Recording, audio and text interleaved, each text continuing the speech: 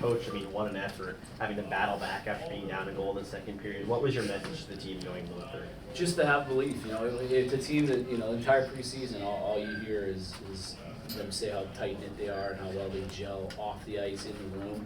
And those are the moments where that has to pay off, just the inner belief and support each other and belief that we could get it done.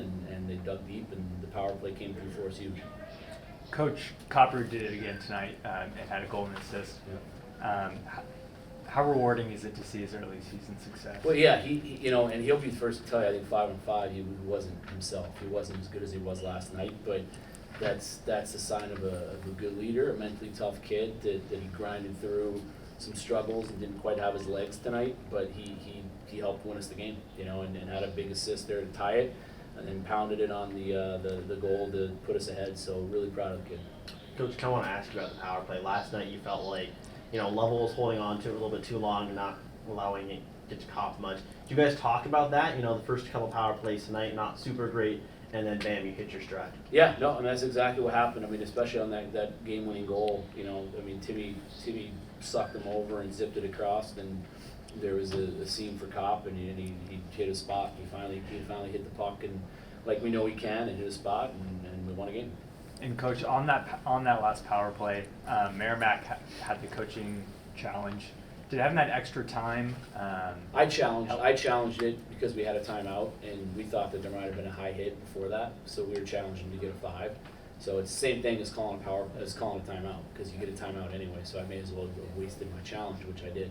So it ended up serving its purpose. We called the power play over, and they got what they did. But if they got a 5 and it went into overtime, it would have carried into overtime, and we would have been on the power play for all of overtime. So I wouldn't challenge it. It was worth a shot. Coach, the tying goal went right to the front of the net after having some struggles in the power play to that point. Was that a point of emphasis just to get to the front of the net and make something happen? It's a simple game. Get pucks to the net, go to the net. It's a simple game, and that's what I think the power play was doing, was complicating it, trying to make everything look perfect and pretty. We were doing that a lot 5-on-5 as well, not just putting pucks in the kid's feet. He's 6'8".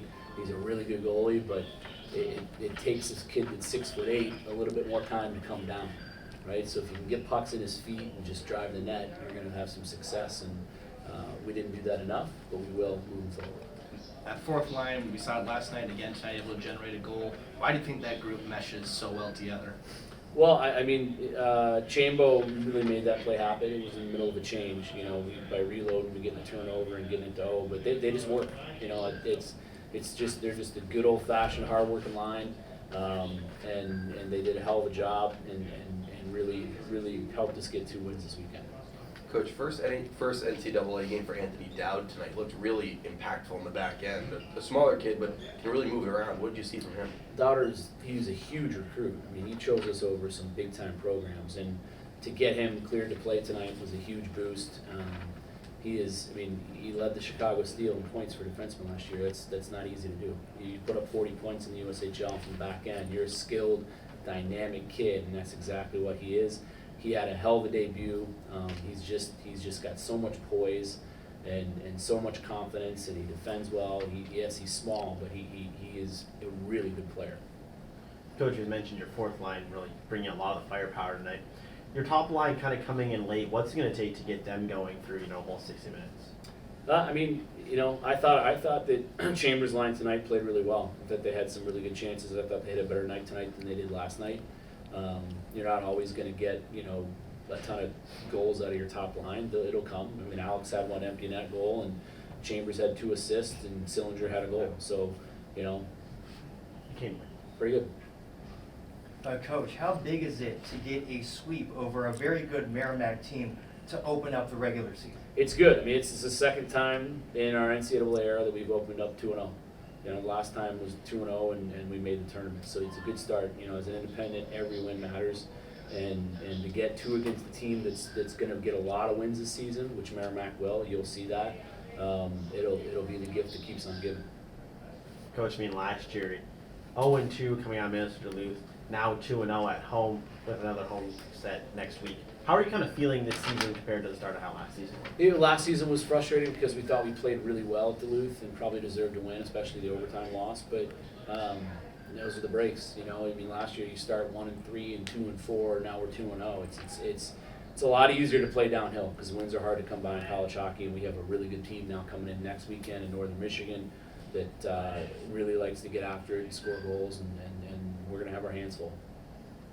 Coach, Merrimack had several lineup changes tonight. From your perspective, did they do anything differently? Well, I think they just jumbled up their lines. I mean, there was some new players. They're just trying to figure out, what their combos are going to be. But, for the most part, it was the same personnel, just different combinations. They played well.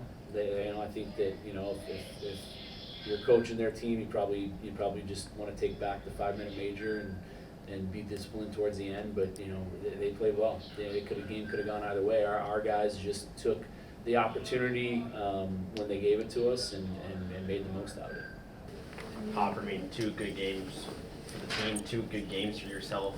You've talked about it, the rehab coming back. How you feel 2 games under your belt? Good. I feel a little confident now in my ability now with my body and stuff, so it's easier to make plays out there and trust my teammates knowing that I can do it as well. All right, back. Coach, you kind of talked about the power play. Timmy was holding on to a little bit long, getting it to you. Did you guys talk about something else there and it worked last time? Yeah. We definitely talked. I don't know if we talked or how we got the point through, but yeah, he's such a good player too, so you sort of have to let him do what he wants as well, but he figured it out there sort of at the end, and it worked. Brian, for you, first series at ASU, you beat a ranked opponent, you sweep them. How are you feeling here in your new, place? I love it.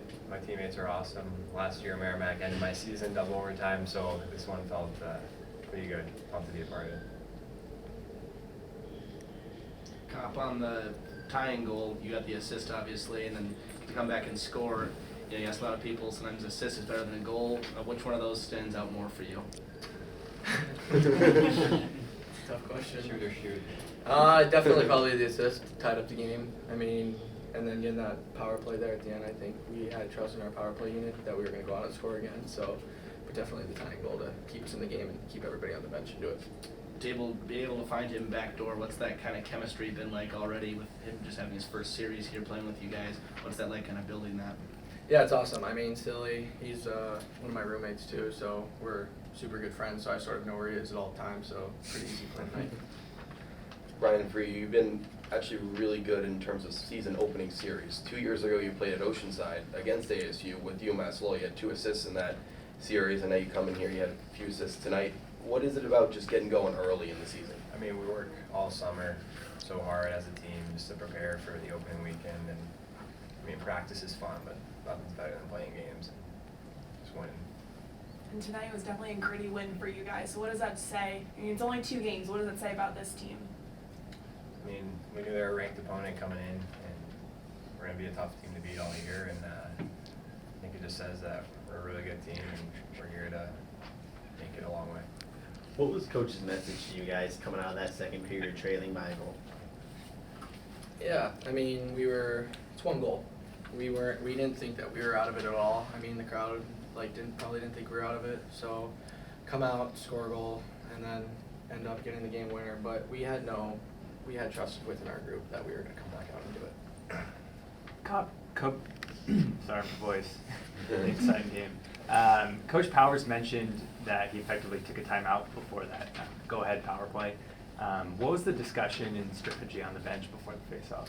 I don't think there was much discussion. I think it was more just to rest and regroup as a group and talk amongst ourselves and figure out what we were going to do and what was going to work. So I don't think the coaches said too much. I think we talked within ourselves, and Chambers said we were going to do off the face-off, and it ended up working.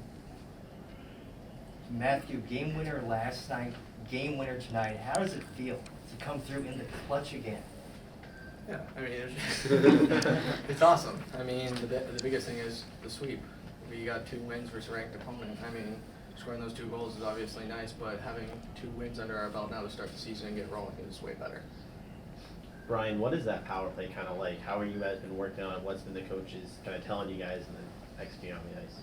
A lot of good players. You have Kopp on the flank who can shoot, Younger can shoot, Sills, great vision, and Timmy can just move like no one else. So it's a lot of just getting the puck, moving it, and shooting it, and trusting each other. And we finally put it together at the end, and it came through.